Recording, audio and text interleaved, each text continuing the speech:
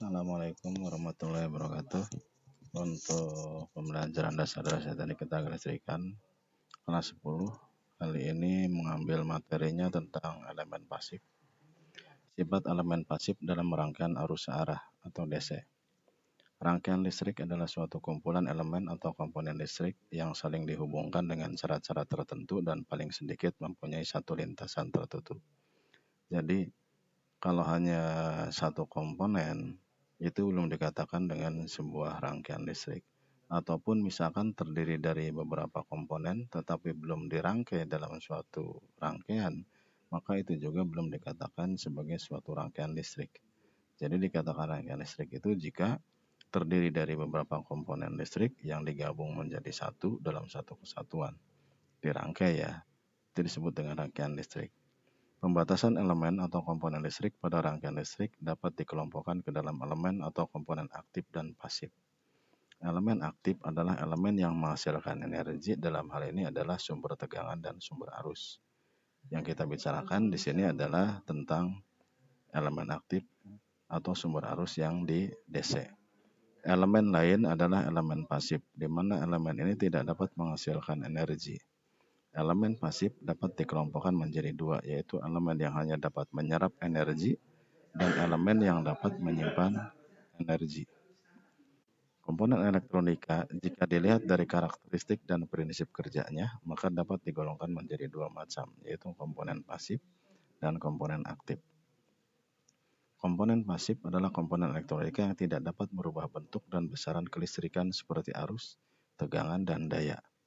Yang termasuk pada komponen pasif adalah resistor disimbolkan dengan R, satuannya adalah ohm, yang keduanya adalah kapasitor, disimbolkannya dengan C, satuannya adalah farad, umumnya itu adalah mikrofarad.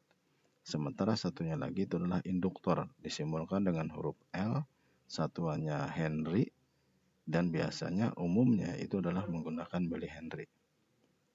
Komponen aktif adalah komponen elektronika yang dapat merubah bentuk dan besaran kelistrikan.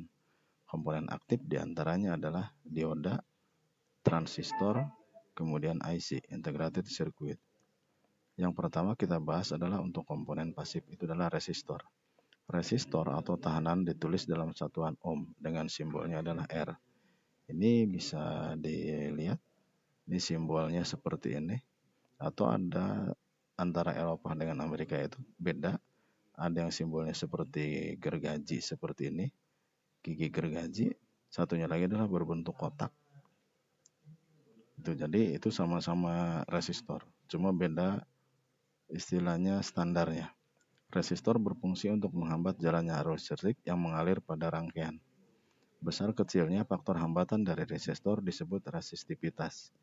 Jadi besarnya resistor ini fungsinya adalah untuk menghambat arus listrik, karena kadang dalam sebuah komponen itu kadang memerlukan arusnya kecil, sementara sumber arusnya besar, maka digunakanlah resistor untuk menghambat arus tersebut, biar arusnya itu menjadi kecil atau sesuai dengan yang kita inginkan.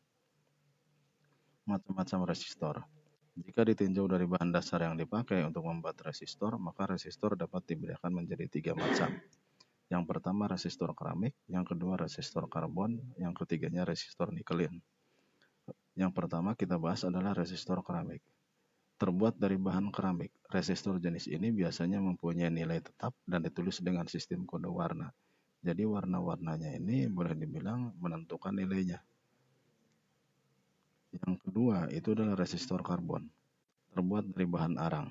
Resistor jenis ini biasanya dipakai untuk jenis resistor yang nilainya variabel dengan cara menggeser porosnya serta potensio dan trim pot. Jadi besarnya tahanan ini bisa diatur. Jadi kita menginginkannya berapa. Jadi tidak perlu mengganti satu komponen itu. Yang ketiganya adalah resistor nikelin. Resistor jenis ini terbuat dari bahan kawat nikelin. Untuk kode warnanya, di sini ada warna hitam, coklat, merah, oranye, kuning, hijau, biru, ungu, abu-abu, putih, emas, perak, tak berwarna. Ring 1 ini menunjukkan dari 0, 1, 2 ini berurutan terus sampai ring 4 ini jika kita menggunakan 4 gelang. Sementara di pasaran juga ada yang 5 gelang. Perhitungan kode warna resistor, ring 1 itu menunjukkan angka, ring 2 menunjukkan angka juga, ring 3 menunjukkan jumlah 0, ring 4 menunjukkan persentase. Ini kita ambil contoh dalam sebuah gambar, itu adalah ring 1-nya berwarna merah atau gelang, orang menyebutnya gelang, ada yang menyebutnya ring. Ring 1 itu merah, nilainya adalah 2. Kemudian ring 2 atau gelang keduanya itu adalah hitam, hitam itu adalah 0. Sementara ring 3-nya itu adalah kuning, kuning itu menunjukkan kali pangkat. Kuning itu adalah 4, maka kali 10 pangkat 4. Di sini lebih mudahnya itu pakai 0, 0-nya 4. Sebetulnya kali 10 pangkat 4 atau kali 10.000. Sementara ring 4-nya atau gelang 4-nya itu adalah berwarna emas, ini menunjukkan toleransi. Toleransinya adalah 5%, plus minus 5%. Jadi kalau misalkan nilainya itu 200, itu tinggal dikali 5%, plus minusnya berapa? 10, berarti 200 dikurangi 10, kalau enggak 200 ditambah 10. Nah, ini bisa dijumlahkan nilainya 200.000 plus minus 5%. Ini dikonversikan ke kilo, maka menjadi 200 kilo ohm. Menentukan nilai resistor.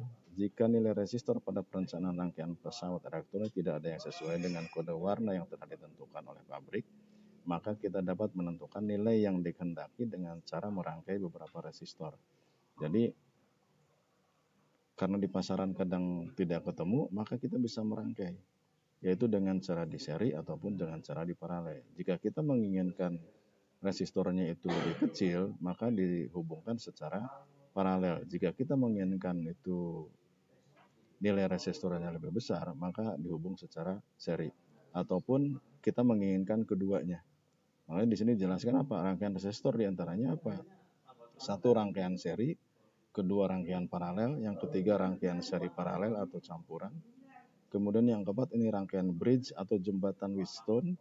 Nah, ini aplikasinya boleh dibilang cukup besar. Contohnya itu untuk timbangan, untuk jembatan Wheatstone, kemudian untuk rangkaian Norton, rangkaian Thevenin, dan rangkaian-rangkaian lainnya.